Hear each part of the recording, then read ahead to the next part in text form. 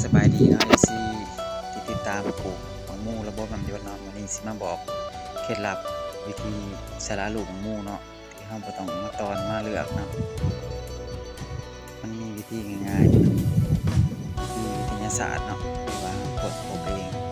พบด้วยตัวเองที่ช่องอื่นๆบ่ทันได้มาบอกเนาะมาเสนอให้ FC ของเรารับรู้เนาะข้อมูลใหม่ๆที่ช่องอื่นยังบ่ทันได้บอกเนาะเพราะว่าช่องอื่นข้อมูลมันอาจจะซ้ำกันไปแล้วเนาะแต่ว่าเราสิเอาข้อมูลที่บ่ทันซ้ำกันมาแนะนำเนาะคือวิธีการสละลูกที่งูแบบ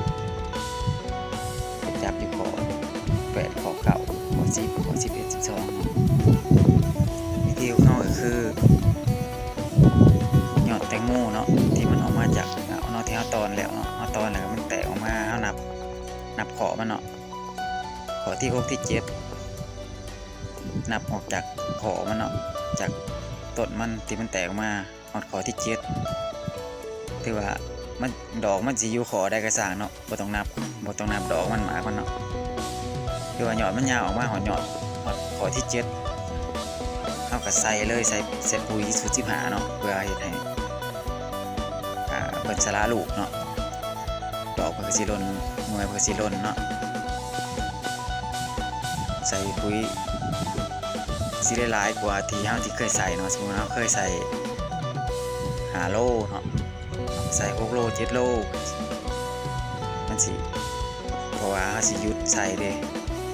เราสิหยุดใส่เฮิงเด้เราต้องใส่เข็มเพื่อสิมาเล็งยอดเพิ่นมาเล็งใบเพิ่นมาใบเพิ่นสิลอยออกไปพุ่นแหละปุ๋ยจืดผู้ที่ข้อที่9ที่10เพิ่นก็สินั่นใหม่เนาะเพิ่นก็สิติดดอกใหม่บัดนี้เฮาสิบ่ใส่ปุ๋ยเลยบัดนี้จนลูกเพิ่นออกมาสำหน่วยไข่เนาะหมากเพิ่นออกสำหน่วยไข่สังกะปั้นเฮาก็กลับมาเล็งปุ๋ยใหม่เนาะเพิ่นใหญ่บัดเคล็ดลับก็มีแต่แค่นี้เนาะง่ายๆคือการใส่ปุ๋ยสูตรเสมอเนาะแต่ว่าสำคัญคือถ้าหน่วยใดบ่หล่นห้ามปิดเนาะพี่น้อง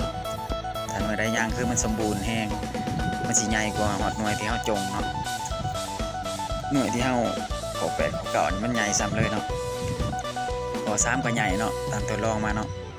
ถ้าเฮาใส่ปุ๋ยแล้วมันบ่หล่นนี่ห้ามปิดเนาะพี่น้อง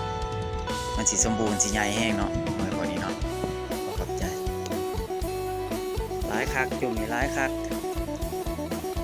4 6 8 10 11 12 13โหดไกลแน่เฉพาะจุ่มนี่10 11